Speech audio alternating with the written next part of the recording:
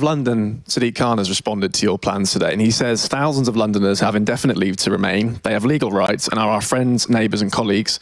He goes on to say threatening to deport people living and working here legally is unacceptable. What's your response? What about the ones that aren't working? What about the ones that have never worked and never will work? What about having an honest debate about those we've let into this country, many of whom are great people? Fine, we understand. Farage versus Khan, the immigration battle that's dividing Britain.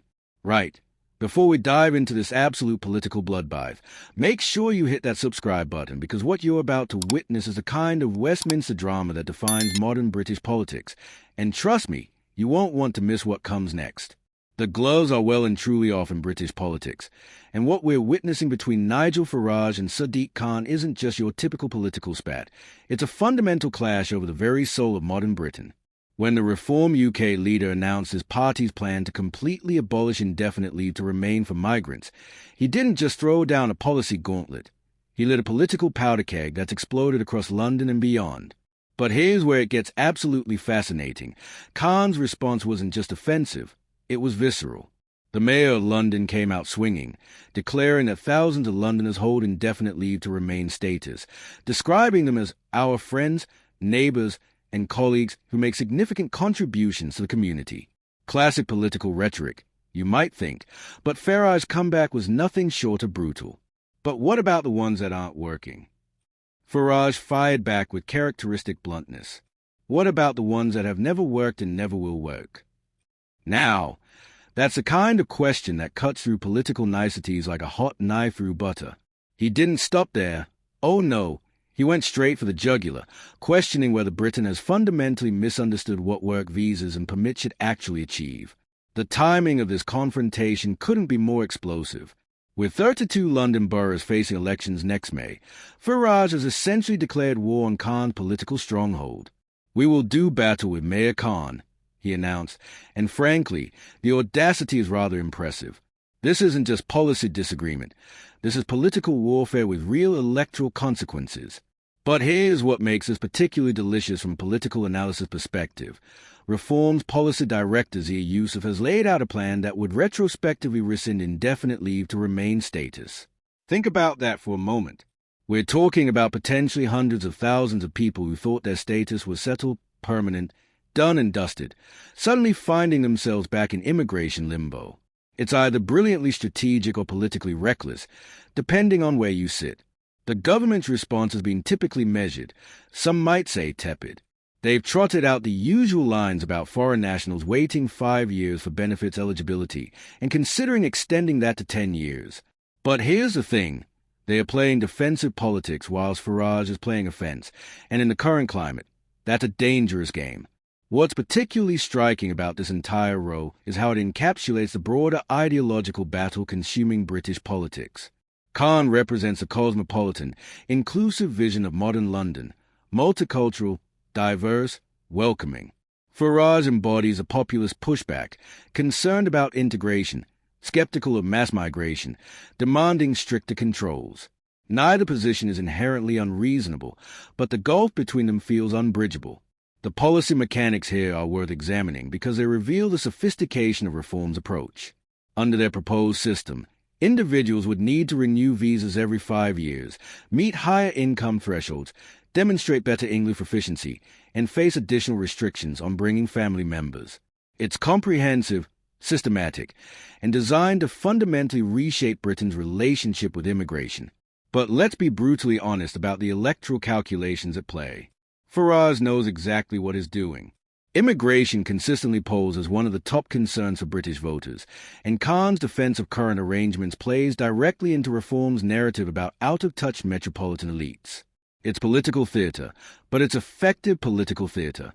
The human cost of this policy battle shouldn't be overlooked, though. We're discussing real people with real lives, individuals who've built careers, relationships, and futures in Britain based on the understanding that their status was secure. The psychological impact of having that certainty questioned, let alone removed, is profound.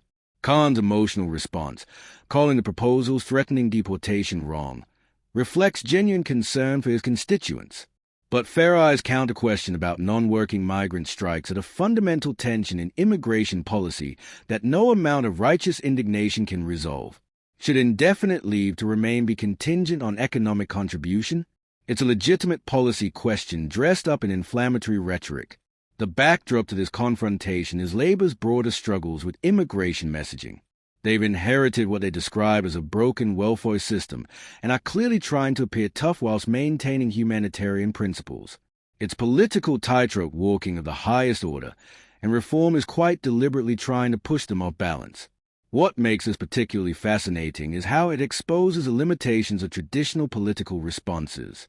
Khan's approach, emphasizing community contribution and shared values, might resonate in London but plays differently in constituencies where reform is gaining ground. Meanwhile, the government's technocratic tweaks to benefits eligibility feel inadequate against reform's radical restructuring proposals. The electoral implications are staggering. If reform can make immigration a defining issue in next May's London borough elections, they could reshape the political landscape. Khan's response suggests he recognizes a threat. This isn't just policy disagreement. It's an existential challenge to his political brand and London's self-image. Farage's reference to backdoor settlement through work permits touches on genuine concerns about immigration system integrity while simultaneously dog-whistling to voters concerned about uncontrolled migration. It's politically astute messaging that combines legitimate policy critique with populist appeal. The government defensive statistics, noting decreased universal credit payments to foreign nationals, feel reactive rather than proactive. They are fighting yesterday's battles whilst reform shapes tomorrow's debate. In modern politics, narrative control matters as much as policy substance, and reform currently owns this particular narrative. What's emerging is a fundamental question about British identity and belonging. Khan's vision embraces settled migrants as full community members. Farage's approach treats settlement as conditional and revocable. These aren't just policy differences. They represent competing visions of nationhood. The practical implementation of reform proposals will be monumentally complex. Retrospectively rescinding settled status will require massive administrative resources, create legal challenges, and potentially breach international obligations. But political feasibility often matters less than political appeal, and reform proposals certainly have that. This confrontation also highlights the changing dynamics of British politics. Traditional party lines are blurring as populist movements challenge established orthodoxies. Labour finds itself defending positions that might have been conservative a decade ago, whilst reform occupies space traditionally held by UKIP but with more sophisticated policy frameworks. The timing isn't coincidental either. With concerns about housing, healthcare, and public services reaching fever pitch, immigration becomes an easy target for voter frustration. Reform's framing, linking settlement rights to welfare access, taps directly into these anxieties whilst offering apparently simple solutions to complex problems. Khan's defense, whilst morally principled, risks appearing out of touch with voters struggling with overcrowded public services and housing shortages.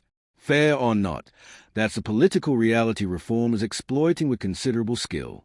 So here we have it, a defining moment in British politics disguised as a policy disagreement. Farage has thrown down the gauntlet not just to Khan but to the entire liberal consensus on immigration and settlement. Khan's response, whilst passionate, feels defensive against reform's aggressive reframing of the debate. This isn't going away. With borough elections looming and immigration concerns intensifying, we're witnessing the opening salvo in what promises to be a brutal political battle. The question isn't whether this confrontation matters. It's whether traditional politicians can respond effectively to populist challenges that fundamentally question their assumptions about modern Britain. The stakes couldn't be higher, the positions couldn't be more entrenched, and the electoral consequences couldn't be more significant. British politics just got considerably more interesting and considerably more unpredictable. What happens next will define not just London's political future but Britain's approach to immigration, integration, and identity for years to come. And if you think this was explosive, wait until you see what's coming next in British politics. Make sure you're subscribed because this is just the beginning of what promises to be the most consequential political battle of our generation.